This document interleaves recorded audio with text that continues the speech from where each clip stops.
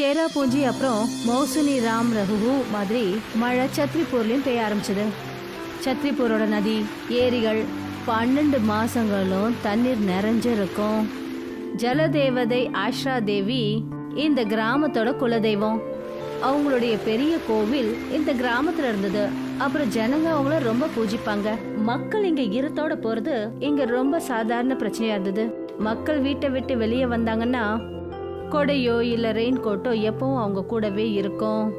அப்புறம் இவர் தான் ஜீத். இவர் ஒரு மெஜிஷியன்க. சின்ன சின்ன மேஜிக் செஞ்சு காட்டி மக்களை என்டர்டெயின் பண்ணுவாரு. இன்னைக்கு சண்டே, அதனால பிள்ளைங்களும் இவரோட மேஜிக்கை பார்க்கறதுக்காக தான் ஒன்று கூடியிருக்காங்க. நண்பர்களே, இப்போ நான் உங்களுக்கு காட்ட போற மாயாஜாலத்தால நீங்க எல்லாரும் சந்தோஷப்படுவீங்க. இங்க பாருங்க, என் கையில ஏதாவது இருக்கா? இல்ல, எதுவும் இல்ல. இப்ப பாருங்க. அட, இவன் பொய்யான மாயாஜாலம் காட்டுறான். அவனோட அப்பா தான் உண்மையான மந்திரவாதி. அவர் பண்றத பார்க்கும்போது நிஜமாவே அவர்கிட்ட மாயாஜால சக்தி இருக்க மாதிரி இருக்கும். அதாவது நிஜமாவே அவரால் என்ன வேணாலும் பண்ண முடியும். ஒரே நிமிஷத்துல யார வேணாலும் மனுஷன்ல இருந்து கோழி ஆக்குவாரு, பறவையில இருந்து மனுஷனாவும் ஆக்குவாரு. ஆமாப்பா, நானும் கேள்விப்பட்டிருக்கேன். அவர்கிட்ட ஒரு மாய தடி இருந்துச்சா, அதை அசைச்சு அவர் பெரிய பெரிய மாயாஜாலெல்லாம் பண்ணாராம். ஏழைகளுக்கு அவரு நிறைய உதவி செஞ்சிருக்காரு. அப்புறம் தேவைப்படுறவங்களுக்கும் அவர் நிறைய உதவிகள் செஞ்சிருக்காரு. அவரை விட ஒரு பெரிய மந்திரவாதியை நான் இது வரைக்கும் பார்த்ததே இல்லை. அவரு ரொம்ப நல்லவரு. ஆமா, இவங்க பேசிக்கிறது சரிதான். ஜீத்துவோட அப்பா புரோபாய் கிட்ட அப்படி ஒரு மேஜிக் இருந்தது. மக்கள் நிஜமாவே மந்திரிச்சு விட்டவங்க மாதிரி ஆடுவாங்க சொல்லுவாங்க. புரோபாயோட இந்த மேஜிக்கோட ரகசியம் என்னன்னா, அவருக்கு சித்த புருஷர்னால கிடைச்ச மந்திர தடிதான். இந்த தடியை வச்சுதான் புருமாமா எல்லாருக்கும் உதவி செய்வாரு. அண்ணே, இந்த தடவை வயல்ல விளைச்சலே இல்ல.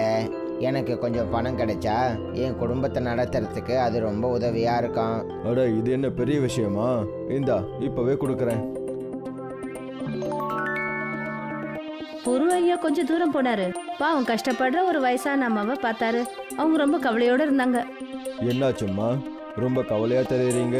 அடனா என்னன்னு சொல்றதுப்பா, போன வருஷம் என் புருஷன் இறந்துட்டாரு.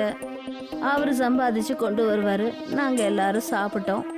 ஆனா அவரு இறந்து போனதுக்கு அப்புறம் நான் இங்க செத்துக்கிட்டு இருக்கேன்ப்பா. இந்த வயசான காலத்துல என்னால இப்ப வேலையும் செய்ய முடியறதில்ல. எப்படி வாடுறது, எப்படி சாப்பிடுறது ஒன்றும் புரியல. என்னம்மா, நீங்க ஏன் டென்ஷன் ஆகுறீங்க? நான் இருக்கேன்ல. நான் இப்பவே உங்களோட கவலைகள் எல்லாம் சரி பண்றேன். அடேங்க அப்பா, இவ்வளவு பணமா? இந்த பணத்தை வச்சு நான் நிம்மதியா என் வாழ்க்கையை ஓட்டிடுவேன்ப்பா. அந்த கடவுள் ஒன்று நல்லா வச்சிருக்கணும்ப்பா. இது போல பொரு ஏழைங்களுக்கும் தேவைப்படுற ஜனங்களுக்கும் உதவி செஞ்சாரு. அப்புறம் அவங்க கிட்ட நிறைய ஆசீர்வாதங்களையும் வாங்கிக்கிட்டாரு. ஆனா கிராமத்து ஜமீன்தார் ரங்கராவுக்கு இந்த மந்திர தடியை பத்தி தெரிஞ்ச உடனே அவரோட மனசுல பேராசை வந்துடுச்சு. அவர் தன்னுடைய வயல்ல வேலை பார்க்குற வினு கிட்ட சொன்னாரு, ஒரு தடியை அசைக்கிறதுனால துணியும் பணமும் அவனுக்கு வருதா? இங்க பாரு, நீ சொல்ற விஷயம் மட்டும் பொய்யா இருந்துச்சுன்னா அப்புறம் நான் உன்னை உயிரோட விட மாட்டேன். என்னோட பேரு ரங்கராவ், ஞாபகம் வச்சுக்கோ.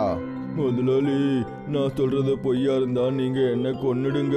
ஆனா நான் என் கண்ணால பார்த்தேன். அந்த துரு அந்த தடியை அசைச்ச உடனேயே அந்த விவசாயிக்கு புது துணிகளும் அந்த வயசான அம்மாவுக்கு நிறைய பணமும் கிடைச்சது.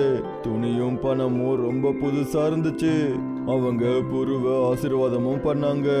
இது எல்லாமே அந்த தடியோட அற்புதம் தானா? அந்த மாதிரி ஒரு தடி என்கிட்ட இருந்துச்சுன்னா அப்புறம் நான் பெரிய கோடீஸ்வரன் ஆயிடுவேன். இல்ல, இந்த உலகத்திலேயே பெரிய பணக்காரன் ஆயிடுவேன். அந்த புரு மாதிரி ஏழைகளுக்கு உதவி எல்லாம் செய்ய மாட்டேன். ஏதாவது ஒன்று பண்ணி அந்த தடியை நான் அடைஞ்சே ஆகணும். வினு, ஒரு வேலை பண்ணு. இன்னைக்கு நடுராத்திரி நீ புருவோட வீட்டுக்கு போயிடு. அந்த தடியை திருடி என்கிட்ட கொடுத்துடு. சரி முதலாளி, இன்னைக்கே நான் அவனோட வீட்டுக்கு போறேன்.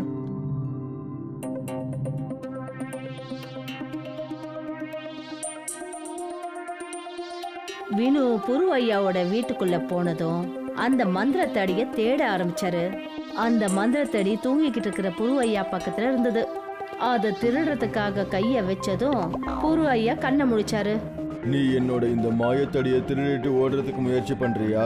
இரு உனக்கு பாடம் கத்து கொடுக்கறேன். இல்ல நான் தப்பு பண்ணிட்டேன், என்ன போக விட்டுருங்க, என்ன விட்டுருங்க, நான் தப்பு பண்ணிட்டேன். இதோ இனிமே நீ குக்கரக்கோ பண்ணிக்கிட்டே இரு. அப்புறம் தினமும் காலையில என் வீட்டுக்கு முன்னாடி பறந்துகிட்டே இரு. புரு ஐயா அவன் செஞ்ச தவறுக்கான தண்டனையை நம்ம கொடுத்துட்டாரு. ஆனா இந்த சம்பவத்துக்கு அப்புறம் புரு ஐயா ரொம்ப கவலையோட யோசிக்க ஆரம்பிச்சாரு. ஒருவேளை இந்த தடி ஏதாவது தவறான ஆள்கிட்ட போச்சுன்னா ரொம்ப பெரிய பிரச்சனை ஆயிடும். என்ன தவறு வேணாலும் நடக்கலாம். அதனால இந்த தடிய நான் வீட்டுக்குள்ள எங்கேயாவது மறைச்சு வச்சாகணும். இந்த தடியை என்கிட்ட இருந்து யாரோ திருடிட்டு போயிட்டாங்கன்னு எல்லாருக்குமே செய்தி பரவனாதான் சரியா இருக்கும். அப்போதான் இந்த மாயத்தடி இந்த இடத்துல பாதுகாப்பா இருக்கும். அதுக்கப்புறம் புரு ஐயா அந்த மந்திர தடியை என்னைக்கும் பயன்படுத்தினது இல்ல. ஆனா சில வருஷங்களுக்கு அப்புறமா புரு ஐயா தன்னுடைய கடைசி நேரத்துல இருந்தாரு. ஜீத்து அவர்கிட்ட நின்னுட்டு இருந்தாரு. அப்ப அவர் சொன்னாரு, ஜீத்து, இப்போ நான் போக வேண்டிய நேரம் வந்துடுச்சுன்னு நினைக்கிறேன். நீ உன்னோட மனப்பூர்வமா இந்த மாய கலைகளை கத்துக்கிட்டே இரு. மக்களோட சந்தோஷத்துக்காக அதை எப்பவும் பயன்படுத்திக்கிட்டே இரு. என்கிட்ட இருந்த அந்த மாயத்தடி திருடு போயிடுச்சுன்னு நான் உன்கிட்ட சொல்லி இருந்தேன்ல. உண்மையை சொல்லணும்னா அது திருடு போகல. சொல்லணும்னா அந்த மாயத்தடியை நான் ஒரு இடத்துல மறைச்சு வச்சிருக்கேன்.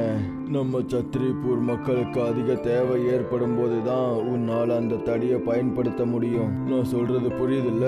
சரிங்கப்பா, நான் அந்த மாதிரியே பண்றேன். அப்பா அப்பா. புரு ஐயா இறந்ததுக்கு அப்புறமா ஜீத்து மேஜிக்கை செஞ்சு மக்களுக்கு என்டர்டெயின் பண்ணி காட்டி அவருடைய வாழ்க்கையை ஓட்டிட்டு இருந்தாரு.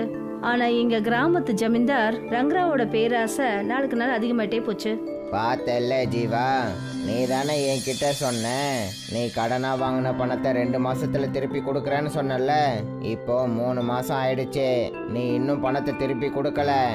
அதனால உன்னோட நிலத்தை இப்போ நான் எடுத்துக்க போறேன். ஆனா முதலாளி, நீங்க என்னோட நிலத்தை எடுத்துக்கிட்டீங்கன்னா நான் எப்படி விவசாயம் பண்ணுவேன்? அப்புறம் என் குடும்பத்துக்கு எப்படி சாப்பாடு போடுவேன்? நான் பணம் சம்பாதிக்கலைன்னா உங்களோட பணத்தையும் என்னால் திரும்ப தர முடியாது. அப்படி பண்ணாதீங்க முதலாளி. நீங்க இப்படி பண்ணீங்கன்னா ஆசரா தேவி உங்களை எப்பவும் மன்னிக்கவே மாட்டா. எங்களுக்கு இல்லைனாலும் நம்ம கிராமத்து தேவிக்கு மரியாதையை கொடுங்க.